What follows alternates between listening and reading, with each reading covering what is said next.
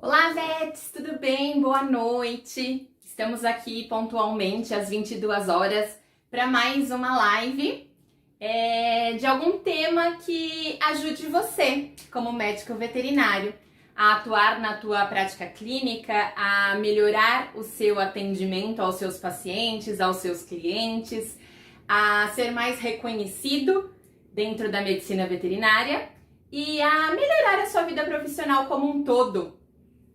E a cada semana eu vou trazer um tema diferente para que a gente possa conversar, possa discutir e depois eu possa tirar as dúvidas de vocês também.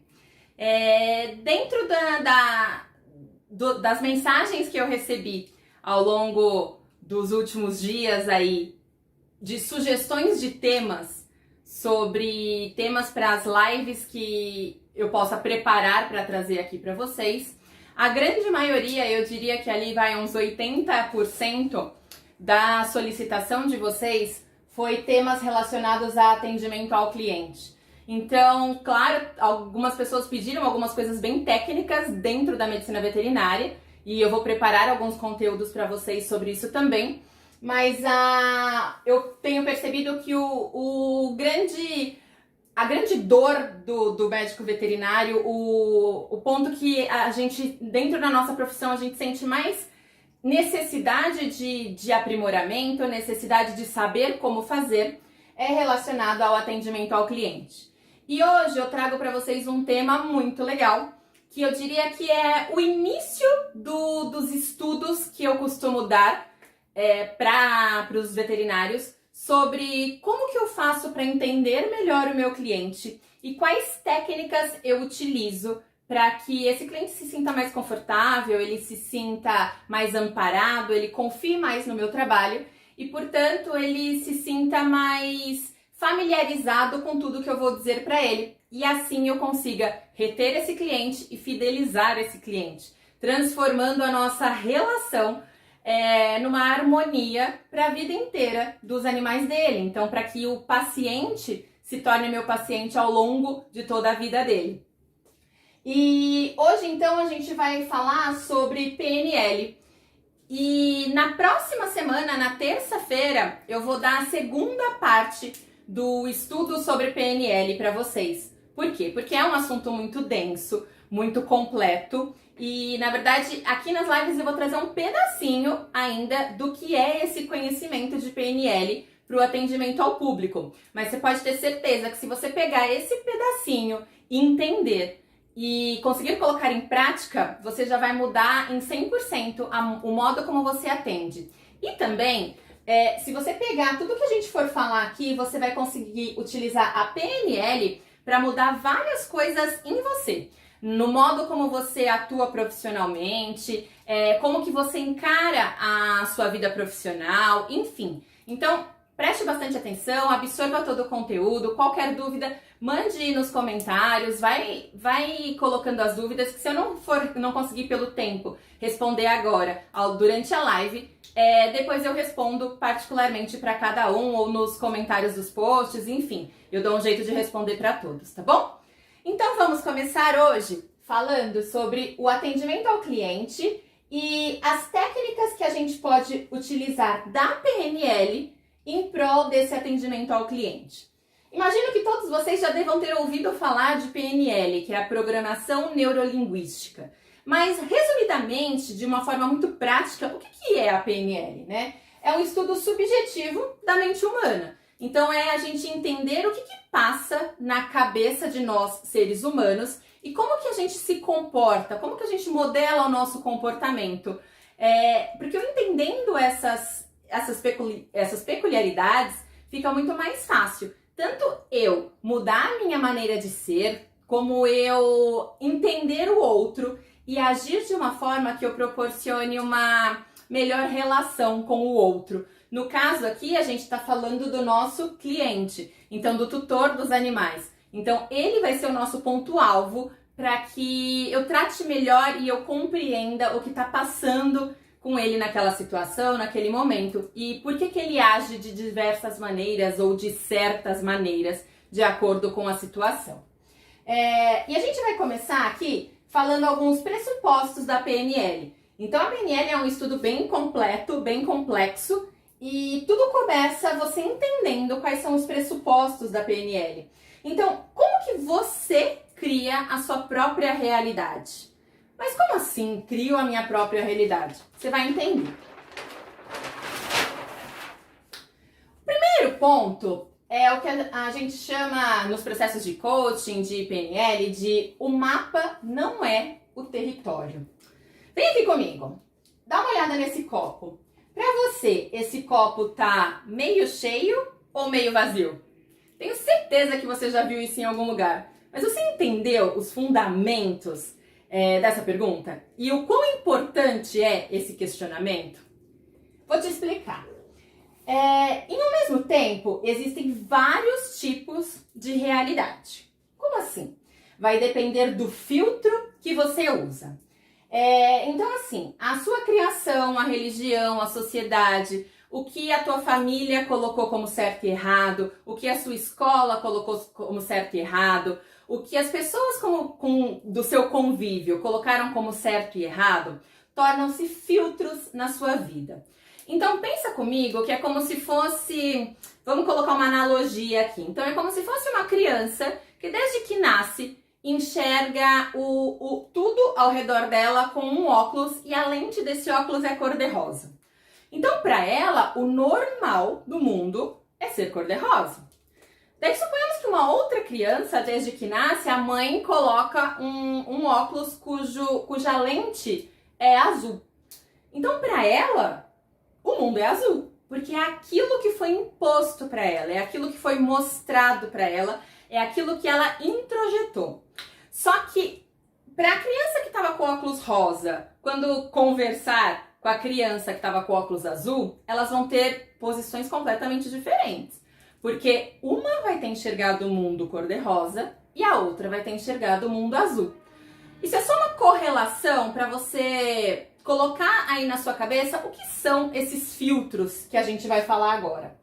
Então, vamos entender o seguinte: o seu mapa da realidade, ou seja, como você enxerga o que está acontecendo com você naquele momento, é a sua representação interna do fenômeno.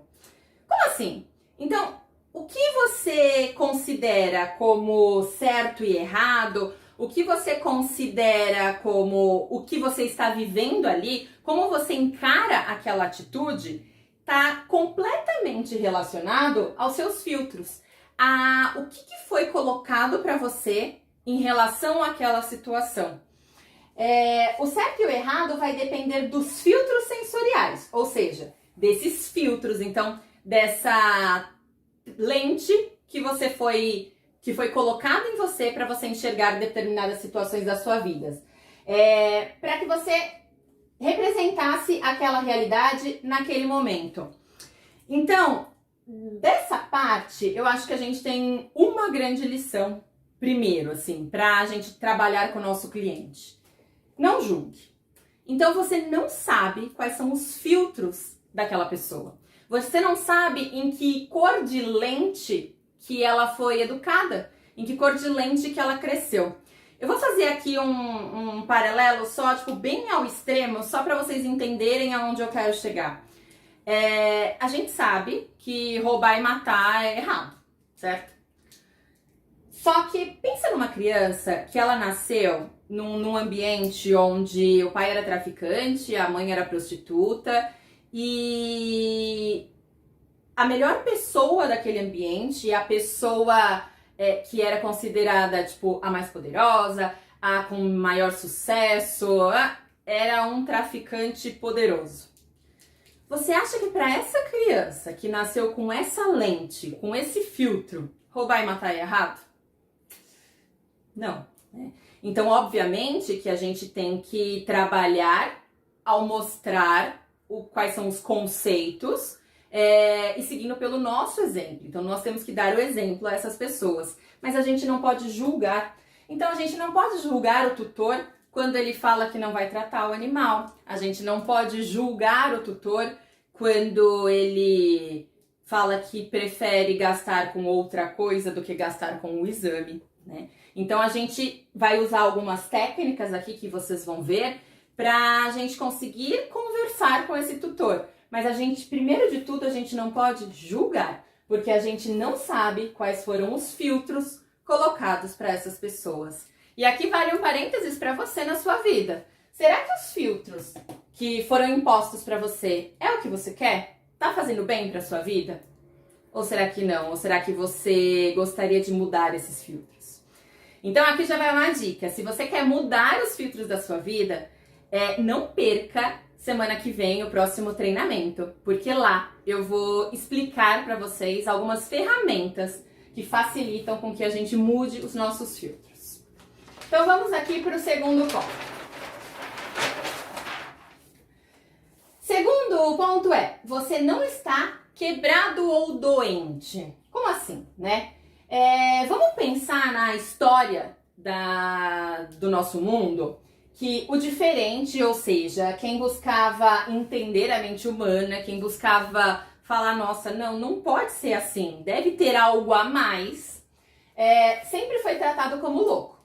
Né? Então a gente sabe grandes nomes aí da psicanálise, grandes nomes da nossa literatura, que foram taxados de louco.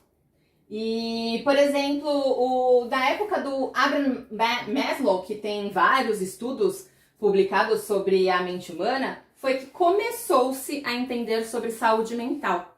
Então, começou a entender a grande importância da gente trabalhar e ver a saúde mental. Então, o quanto que é importante a gente se atentar a isso para entender como que a gente se relaciona no mundo e como que a gente se relaciona com outras pessoas. Independente do mapa que a gente falou, que você representa, você vai passar por problemas. Então, isso é um fato, né? Independente da lente que foi colocado para você, independente de se você vai conseguir mudar um filtro ou outro, vai mudar uma lente ou outra na sua vida, problemas você vai continuar tendo. Né?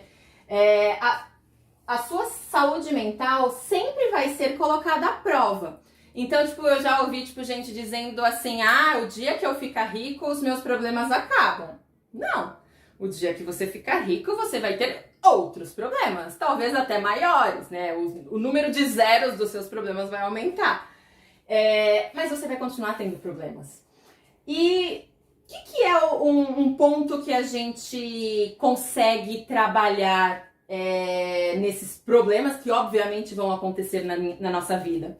É um tratamento preventivo da nossa saúde mental, e começa com a troca dos nossos filtros.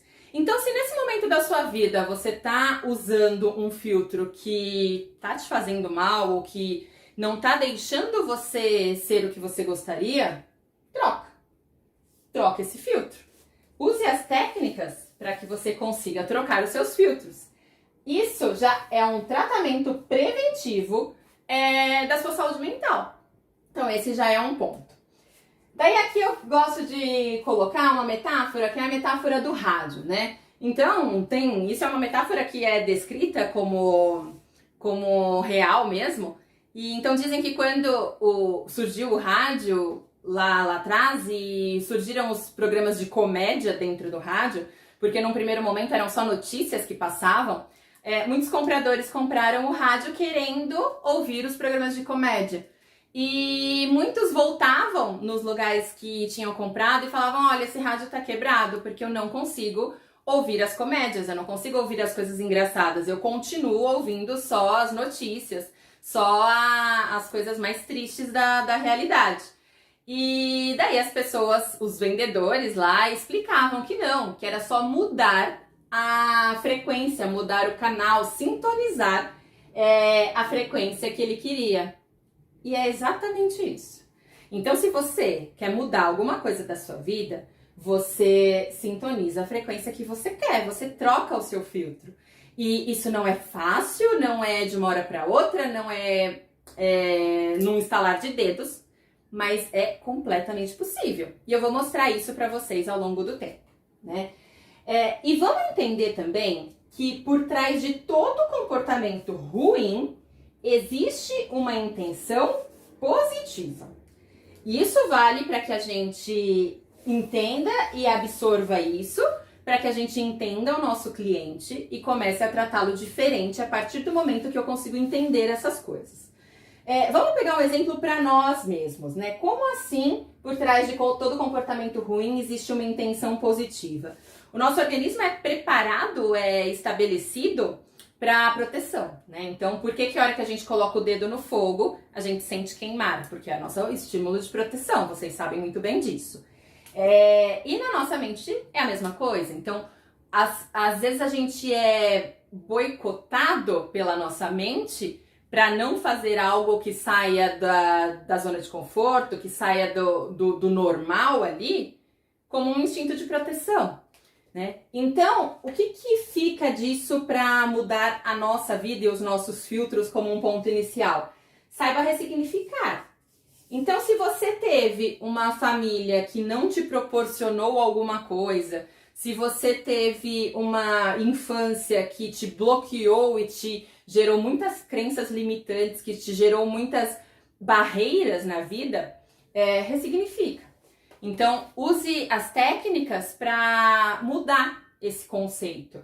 Então, entenda que aquilo tudo que foi acontecendo com o seu organismo era um instinto de proteção. Então, entenda como que você consegue ressignificar todas essas coisas para conseguir mudar a sua atuação perante a essas situações a partir de agora. Então, esse é um ponto bem importante. Vamos para o próximo. Fracasso não existe.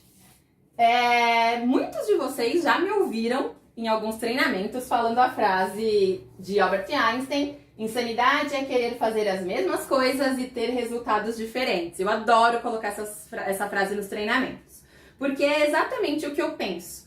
Então, quando a gente quer mudar alguma coisa da nossa vida, não adianta eu continuar fazendo as mesmas coisas e achar que vai mudar, porque não vai. E a gente sabe disso, né? Só que a gente precisa toda hora internalizar isso para que a gente consiga fazer algo diferente.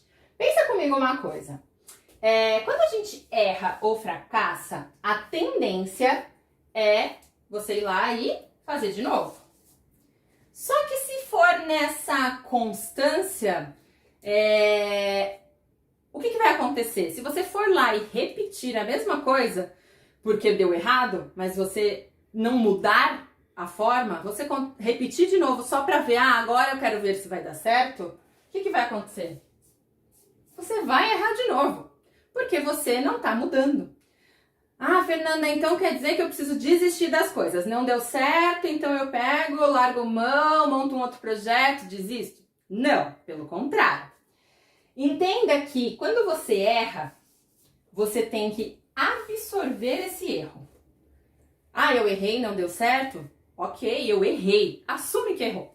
Assume para você mesmo que você errou. Olha, tentei, não deu certo, eu errei, eu fracassei, não cheguei no objetivo que eu queria. Absorveu. Daí você troca esse erro não para um fracasso, mas para um aprendizado de como não fazer. Mas isso tá parecendo aqueles postzinhos de autoconhecimento e de coaching e tal. Mas é completamente real.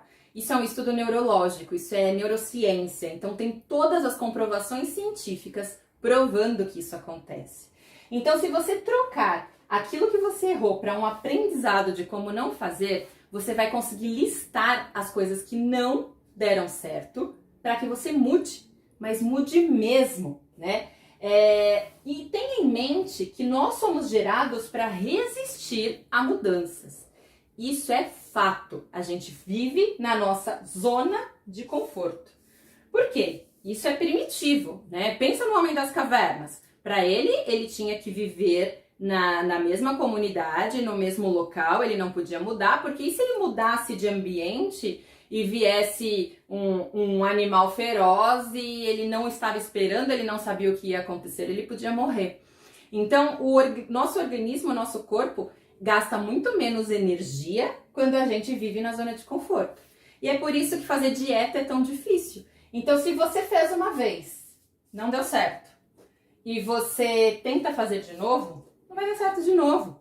Agora, se você tenta uma vez, não deu certo, você entende que não deu certo, e você troca por aprendizado, então você sabe já o que não fazer. Então você vai tentar uma outra coisa. Não repete aquilo que não deu certo, porque senão você vai errar de novo.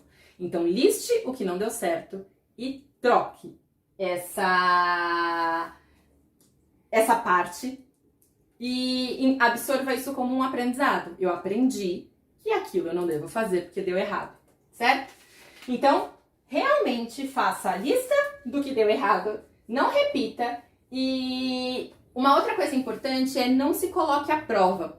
Sabe aquela pessoa que gasta compulsivamente e fala, bom, a partir de agora eu vou trocar o meu filtro desse gastar compulsivo, eu não vou mais gastar compulsivamente. Mas ele tenta se provar, ele coloca tipo R$1.000 no bolso e vai passar no shopping pra ver se tipo, ele não vai gastar, porque ele não quer gastar nenhum real. Errado, né?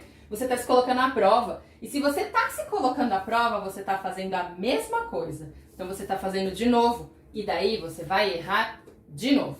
Não se coloque à prova. Aprenda, absorve e mude. A metodologia, mude. Então, esse é um conceito extremamente importante para a nossa carreira profissional. E para como a gente lida com o tutor também. Ao longo das minhas explicações aqui, da nossa conversa, vocês vão entendendo alguns pontos da nossa convivência com os tutores. E daí vai caindo aos poucos algumas fichas. Então, depois você vai dormir, você vai ficar com aquilo na cabeça, ressoando na tua mente, e você vai achar qual que é o ponto que, no seu caso, como profissional, vai fazer a diferença se você mudar alguma coisa sutil no seu atendimento com os tutores, tendo tudo isso aqui em mente, certo? Próximo é o princípio da utilidade. Então, a gente tem que entender que cada um de nós temos os nossos próprios recursos para alcançar os nossos objetivos. Então, não adianta eu querer mudar o meu tutor. Não adianta eu querer mudar o meu cliente. Ele tem que partir dele as mudanças, se ele entender que isso é necessário. Ele tem que mudar o filtro que ele está atuando naquele momento. Da mesma forma, não adianta eu, num treinamento, querer mudar o veterinário. Não adianta eu querer mudar o funcionário que trabalha comigo, que atua comigo, né? A gente dá as ferramentas, a gente mostra, a gente serve como exemplo, mas tem que internalizar, tem que partir da pessoa, porque todas as nossas mudanças estão dentro de nós. E isso serve para você pessoalmente, né? Então, se você quer mudar, não ache que você vai para terapia e quem vai te mudar é o terapeuta. Não. O que a terapia faz? Por que o processo terapêutico funciona? O que a psicanálise faz? O que os coachings fazem? Eles fazem o que a gente chama de aliciar, né? Então, eles devolvem a pergunta. Então, você chega para o terapeuta e pergunta, para um psicanalista e pergunta, mas o que eu tenho que fazer, né, para que eu não tenha mais problema nos meus relacionamentos?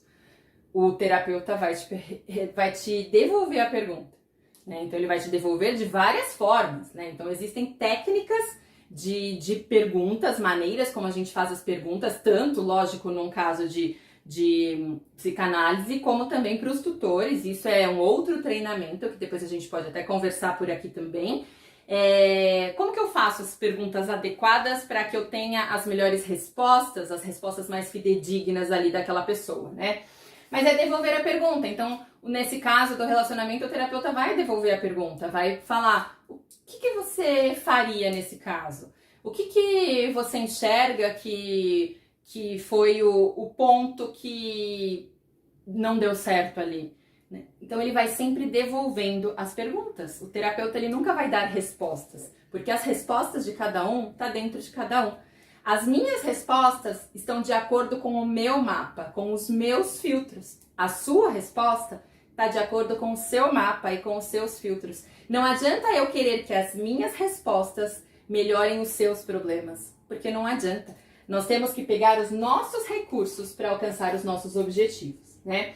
Porque quem criou o seu mapa com os seus filtros foi você, né? Por mais que tenha sido a sua família que tenha colocado algum filtro, que tenha sido a sociedade que você viveu, que tenha colocado e mostrado algum filtro, mas quem criou o seu mapa, quem utilizou os filtros e mantém eles, é você.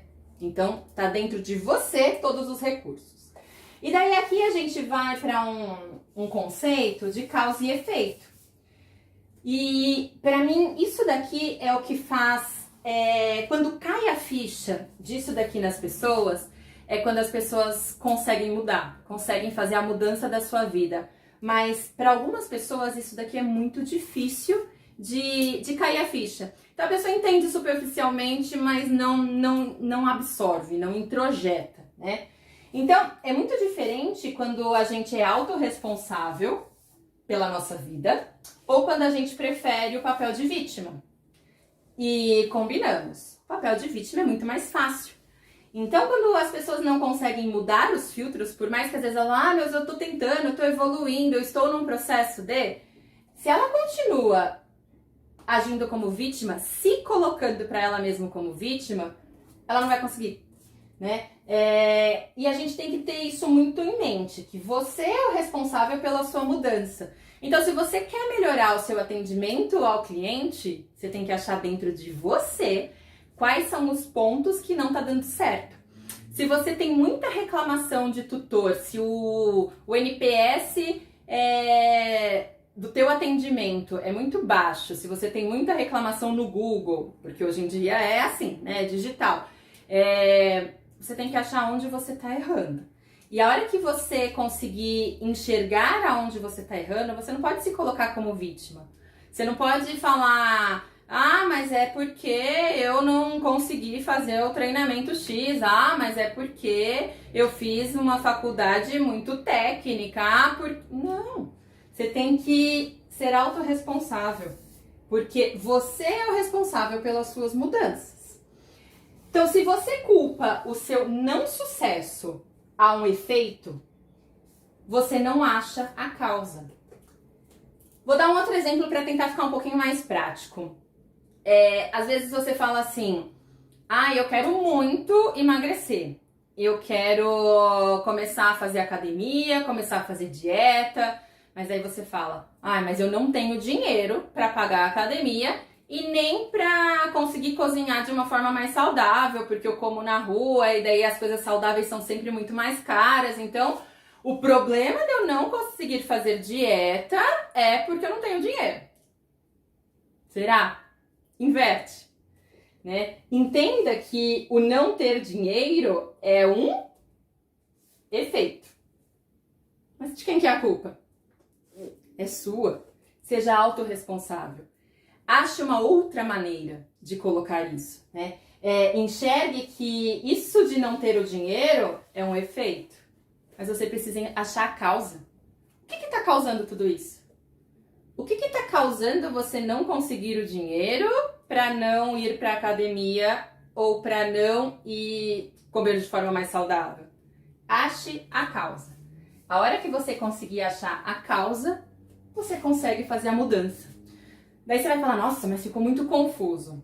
A hora que você ouve isso pela primeira vez, realmente às vezes dá um nó no cérebro. Mas fica pensando nisso. Escreva essa frase aí. Se você culpa o seu não sucesso a um efeito, você não acha a causa. E deixa isso ficar dentro da sua cabeça. Começa a pensar. Pensa um problema que você quer resolver e mudar na sua vida. Tenta achar qual que é a primeira desculpa que você dá. Essa primeira desculpa que você dá é o efeito. Ache a causa. Daí você consegue a mudança.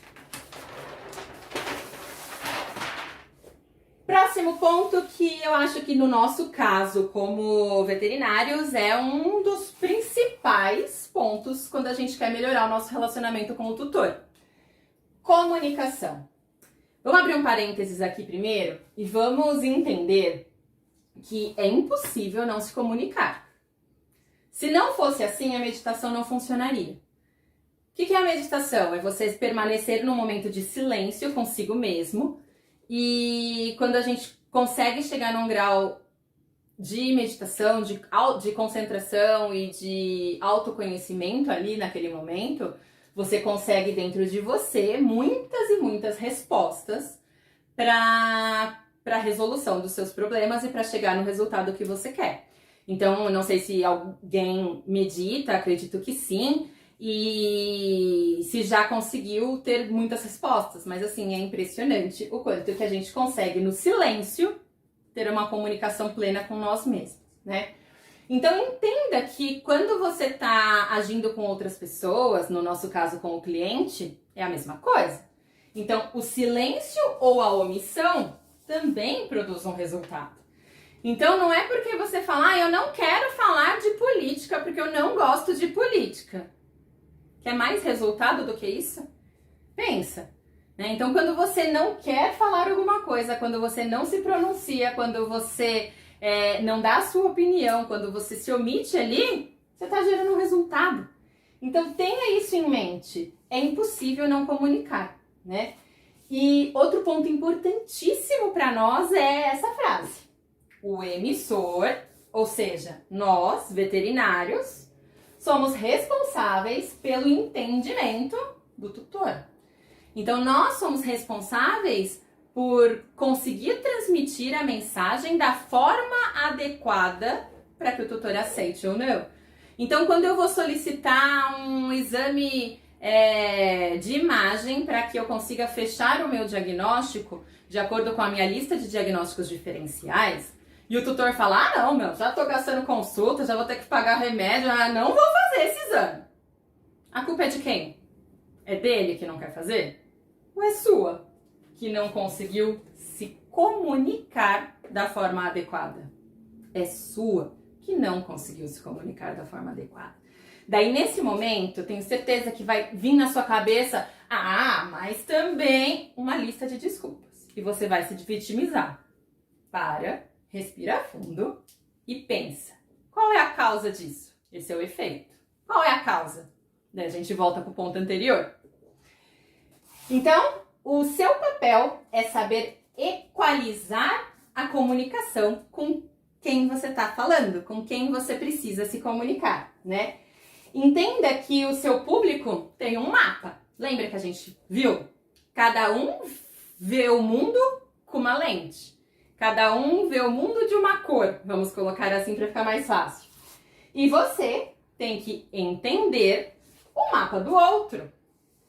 Aqui está um dos grandes segredos do atendimento ao público. Tanto é que essa parte de você entender o mapa do outro é a base de todos os treinamentos que eu dou sobre como melhorar a comunicação com o tutor, como melhorar o seu atendimento ao público, né? Então, existem várias técnicas, né, de como você faz para entender o mapa do outro e como que você faz para sacar de maneira muito rápida qual é o mapa do outro e como que ele se comporta e como que você consegue uma comunicação melhor que o outro.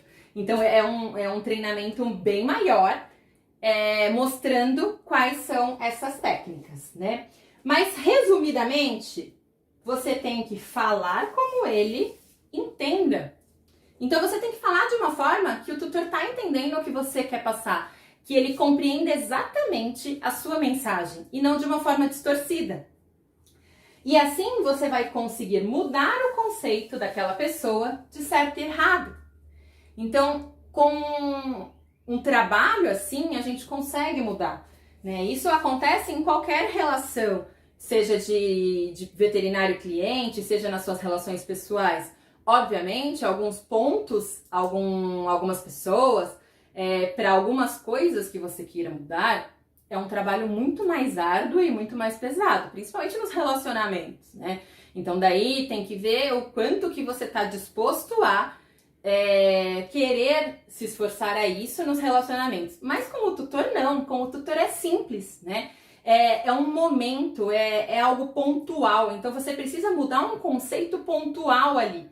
Então, se você seguir tudo isso e você conseguir comunicação com ele dentro do mapa dele, você consegue fazer com que ele te entenda e ele aceite o que você tem como certo e errado para aquele momento, para aquela situação. Então, é completamente prático a gente trabalhar dessa forma com o tutor. E a gente chega aqui na nossa última parte de hoje, que é uma técnica extremamente importante e extremamente de resultados visíveis. Acredito que muito de vocês já ouviu falar de rapport, né? Então hoje em dia está muito na mídia, está muito comum por conta dos processos de coaching, pelos atendimentos de PNL, a gente ouviu falar de rapport. Mas algumas pessoas fazem um conceito errado, né? Fazem uma colocação errada desse termo. Então vamos entender pela PNL o que seria o rapport e como que a gente pode atuar com isso no nosso atendimento. O rapport nada mais é do que criar conexão e vínculo de confiança com as pessoas. Então, por mais que eu nunca tenha visto o tutor na minha frente, por mais que seja a primeira consulta, eu preciso criar um rapport rápido e automático para que o tutor confie no meu trabalho.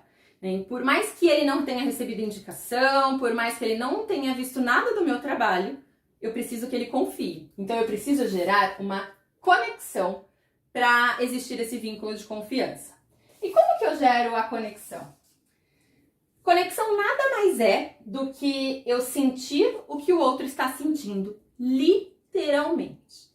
Então, aqui eu preciso parar e entender que eu vou me colocar no lugar do outro.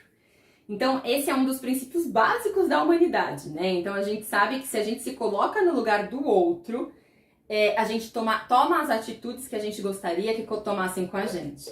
Então, eu vivo falando isso para as crianças, né? Eu falo, se coloque no lugar da sua irmã para saber como que você age, como que você gostaria que ela agisse com você. Eu vivo falando isso para as meninas. E isso é pra vida, né? Então se coloque no lugar do outro. E o rapport, nada mais, nada menos do que isso. É você sentir o que o outro está sentindo e para isso você estar no lugar do outro. Vamos entender alguns pontos, na verdade 5 pontos que eu separei aqui, né? Lógico, o rapport tem várias outras coisas associadas a isso e a gente vai falar um pouquinho mais de rapport também no próximo treinamento sobre PNL para não ficar muito extenso hoje. Mas o primeiro deles é o ser mais aberta que o outro. Então, você ser uma pessoa mais aberta que o outro. Como assim? Lembra que a gente falou sobre o vitimismo, que é muito mais fácil a gente ser vítima? E nós, seres humanos, a gente tende a se conectar com a vítima. É por isso que os jornais sensacionalistas, né, então a programação sensacionalista consegue tanta audiência, porque a gente se conecta com a vítima. Pensa num caso assim, ó, tipo, já teve casos famosos assim, mas aquele multimilionário que quebra, né? Então, tipo, ele faturava, sei lá, 3 bilhões e ele passa a faturar, tipo, 2 milhões. Ele quebrou, né? Tipo, quanto que ele faturava para quanto ele fatura agora. Só que a população não se comove, porque fala, meu, ele é rico, ele continua rico ainda, ele continua milionário. Então, por mais que aquela pessoa esteja sofrendo, não rola uma comoção. Agora, se acontece um desastre com uma pessoa que já é um pouco mais vítima, ocorre uma comoção geral, né? Então, é usando esse conceito que a gente tem que, na nossa consulta com o tutor, a gente tem que romper o nosso ego. E veterinário tem muito ego, vocês sabem disso, né? Então, de sentir que é mais do que o outro, de sentir que é melhor do que o outro, de sentir que é superior ao tutor, isso não vai te levar a lugar nenhum, né? Então, rompa seu ego e pareça mais frágil primeiro. Aí você gera uma conexão mais instantânea com o tutor, né? Vamos entender um pouquinho mais como que isso acontece nos outros pontos. Um deles é o espelhamento. Então, você sentir as mesmas coisas que o outro está sentindo. Então, literalmente se colocar no lugar do outro. O que aquele tutor está sentindo no momento que ele conta para você que o animal dele sofreu um episódio convulsivo na frente dele e dos filhos. Então, entenda o que está acontecendo ali, né? Às vezes, eu já ouvi muitas conversas de corredores em hospitais, onde o veterinário tá metendo o pau no tutor, tá falando mal do tutor, porque o tutor não faz isso, porque o tutor não faz aquilo, porque olha como ele tá exagerando, olha como ele faz, tipo, uma tempestade num copo d'água. Para. Não julgue, se coloque no lugar do outro, enxergue a vida com o filtro dele, que daí sim você vai começar a entender o que aquele tutor está passando, né? Então eu preciso entender o que acontece na vida daquela pessoa para que ele esteja agindo daquela forma e daquela maneira. E o tutor, por mais que a gente tenha que estabelecer um relacionamento, ele não vai, teoricamente, né, virar o teu marido ou a tua esposa. Então, é naquele momento. Então, você não precisa achar que tipo, é muito difícil conviver com uma pessoa que tenha aqueles filtros e que aqueles filtros vão ser muito difíceis de mudar. Não, é no momento. Então, você precisa entrar no lugar dele naquele momento. Então, é naquela ação, naquela conduta ali. Então, fica muito mais fácil. Então é muito simples a gente conseguir se colocar no lugar do outro. Começa a parar para pensar nisso. Quando você for entrar numa consulta, entrar no consultório, pensa nisso antes. Fala, hoje eu vou me colocar no lugar do tutor. Hoje eu vou criar uma conexão, hoje eu vou criar um rapport com ele. Então faça todas as técnicas. Depois me conta. Me manda um direct, me manda um comentário. Você vai ver a grande diferença que isso vai fazer no seu atendimento. É impressionante. Daí a gente tem agora 3 técnicas que são realmente técnicas que a gente pode usar para facilitar essa conexão com o tutor de uma forma muito rápida e prática. A primeira delas vem do inglês, mas tipo, em português seria o disparo da sobrancelha. Isso gera afeição. Como assim? Sabe quando a gente vai para um congresso e você vai sozinho para um congresso? E tipo, o pessoal da sua equipe não foi e tal, você tá sozinho. É um congresso onde tem 1 milhão de pessoas lá. E daí, de repente, lá do outro lado do corredor, você vê uma pessoa que fez faculdade com você, que foi tipo da sua sala, mas que você não vê faz muito tempo. Como que você faz? Oi! Né? Oi, fulano! O que você faz? Você ergue a sobrancelha para falar com a outra pessoa que você já conhece. Então, isso é natural, isso é do ser humano, isso é primitivo, tem outras espécies de animais que fazem isso também. Então a gente ergue a sobrancelha para demonstrar afeição, né? E a gente tem uma tendência de conectar com quem a gente já se conhece. E quando eu conheço a pessoa, eu faço esse movimento. Então eu vou dar oi para a pessoa, eu faço oi! Eu ergo a minha sobrancelha. Eu faço esse movimento de disparo da sobrancelha. E isso vai... Se eu conseguir fazer isso com o tutor, por mais que eu nunca tenha visto o tutor na vida, mas se eu vou, na hora de falar oi, na hora eu fizer o disparo da sobrancelha, obviamente, algo natural, né? Você vai treinar na frente do espelho para entender o que eu tô falando. Mas tem que ser algo natural, você não vai estar forçando aquilo. Mas automaticamente você já vai gerar uma conexão com o tutor. Ele vai se sentir acolhido, ele vai se sentir mais afeiçoado por você, vai achar que já te conhece de outros lugares. Isso é neurológico, isso é extremamente importante para essa conexão, para a gente ter um relacionamento tranquilo e bom com esse tutor, para que ele se sinta bem, né? Tentem, façam o disparo da sobrancelha. Outro ponto é o que na PNL eles chamam de toque não sexual, que é o que gera proximidade, né? Daí aqui a gente tem que só tomar um cuidado, porque assim, muitas pessoas não gostam, quando a gente fala, de ser tocadas. Eu sou uma delas que, tipo, eu não gosto de, se a pessoa tá conversando comigo, se, tipo, não tem uma intimidade com a pessoa, ó lá, intimidade com a pessoa, que ela fique me tocando. Eu não acho isso normal, né? E daí, então, pela PNL, a técnica chama toque no pulso. O que é? Você, quando vai conversar com a pessoa, você literalmente dá um toquinho no pulso da pessoa. Ou na parte interna, ou na parte externa. Mas eu acho isso, tipo, muito estranho, né? Como que eu vou dar um toque no pulso da pessoa E, enfim, sei lá, a pessoa vai achar estranho e vai criar uma situação ali, então não é uma técnica que eu acho viável. Mas eu vi de um palestrante uma vez e eu achei muito legal e é o que eu uso e é o que eu passo para todo mundo usar nos treinamentos, que é o aperto de mão seguido de segurar o pulso. Como assim? Então, quando você vai cumprimentar o tutor, né? Se você, tipo, tem amizade com a pessoa, normalmente, ui, você já dá um abraço. Se não, se é um tutor, uma relação profissional, você vai dar a mão para esse tutor. Isso é extremamente importante, porque muito veterinário não faz mais isso, né? Então, às vezes, você passa pela recepção, nem olha na cara do tutor. Daí, você vai chamar o tutor para a sala, você, tipo, chama, olha só pro animal, não é nem simpático, às vezes. Quem dirá olhar no olho do tutor e dar a mão? Isso faz toda a diferença, gente. Então, aperto de mão, olhe no olho, eleve a sobrancelha, comunique-se com ele, oi, tudo bem? Dê a mão, se apresente e nesse dar a mão, a hora que você dá a mão, você abraça o pulso da pessoa com a outra mão. Então você dá a mão assim, sabe? Quando você abraça, pronto. Aí você criou um rapport.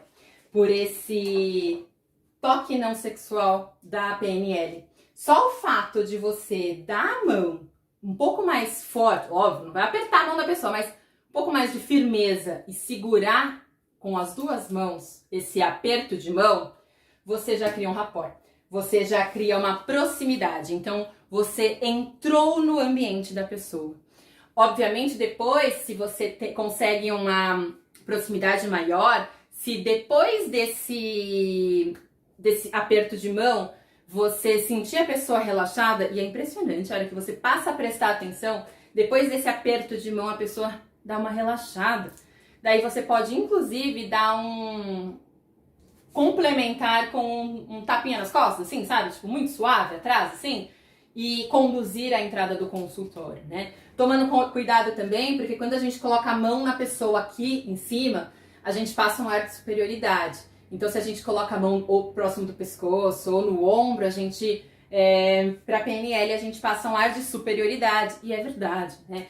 Pensa aquela pessoa que, tipo, chega e coloca a mão em cima de você, assim, se vocês não têm uma relação íntima, parece que a pessoa tá te colocando pra baixo, né?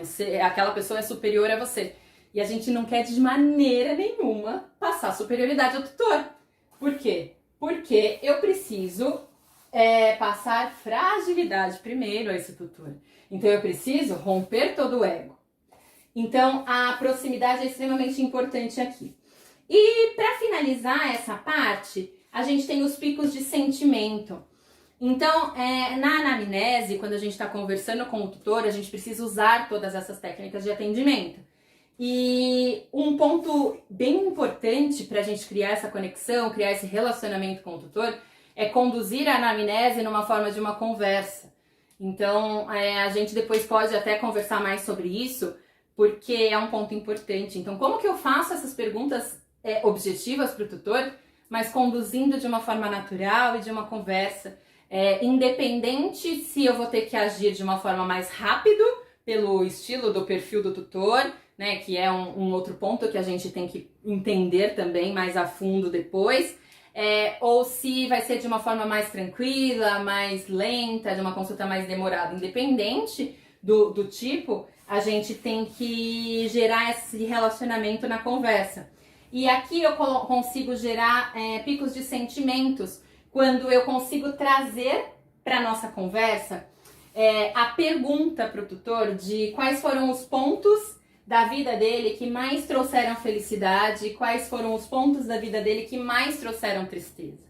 Então, quando a gente tem essa conexão e gera esse pico de sentimento nas pessoas, a gente fica muito melhor. Então, por exemplo, vou dar um exemplo. Quem é mãe aí com certeza já passou por isso. Quando alguém pergunta pra mim alguma coisa da vida das minhas filhas, a nossa conversa flui melhor. Parece que eu fico mais conecta. Isso é natural, isso é neurológico. Por quê? Porque a maioria das coisas das minhas filhas ou me geram muita felicidade ou me geram muita tristeza, né? Então, independente do assunto que a gente está falando, gera um pico de sentimento. Então, por exemplo, se você me perguntar, mas como que foi quando uma delas nasceu? Nossa, eu vou te contar, aquilo vai me trazer de novo a sensação de um dia extremamente feliz na minha vida, que foi o dia do nascimento das crianças. Então, esse pico de sentimento gera uma conexão, gera rapport, gera uma facilidade de interação com esse cliente, melhora o seu relacionamento com o cliente e melhora, portanto, o seu atendimento. Então, a gente vai pausar por aqui hoje, no rapport. Pensem, absorvam, deixem ecoar todas essas técnicas e esses pontos que a gente falou hoje sobre a PNL.